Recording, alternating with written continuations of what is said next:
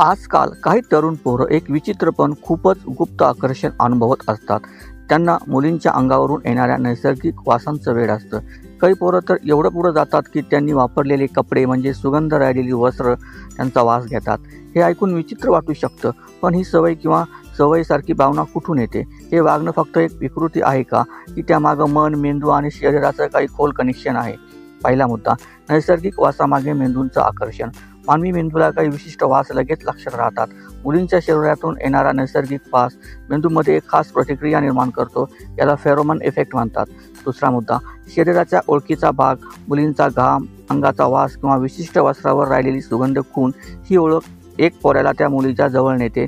तो सुगंध म्हणजे त्या मुलीच्या आठवणींचं, आकर्षणाचं एक खास रूप असतं. तिसरा मुद्दा, भावनिक गुंतवणूक. कधी कधी एखादी मुलगी जवळची वाटते, पण पोऱ्याला तिच्याकडून हवं ते मिळालेलं नसतं.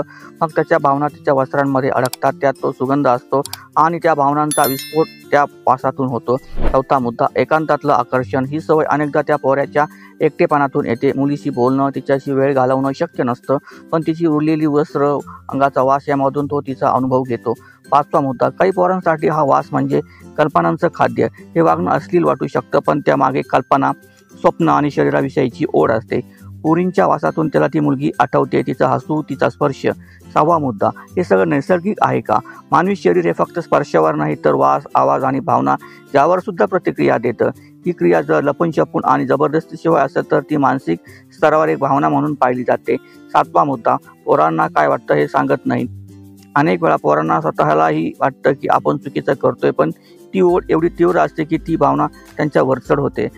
आठवा मुद्दा, हे आकर्षण एकटेपणाचं लक्षण. ही सवय कायमस्वरूपी असेल तर ती त्या पोराच्या मानसिक आरोग्याचे संकेत देत असते. त्याला जवळीक हवी असते, पण त्याला ती प्रत्यक्षात मिळत नाही.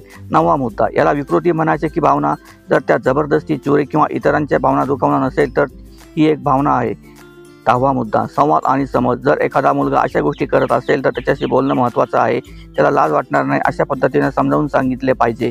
डिस्क्लेमर, हा व्हिडिओ मानसिक आणि भावनिक स्तरावर असलेल्या मानवी वागणुकीविषयी आहे. कोणताही अश्लील हेतू नाही. यूट्यूबच्या सर्व मार्गदर्शक तत्वांचे पालन करण्यात आले आहे. कृपया माहितीच्या आणि शैक्षणिक दृष्टिकोनातून पाहावं. धन्यवाद.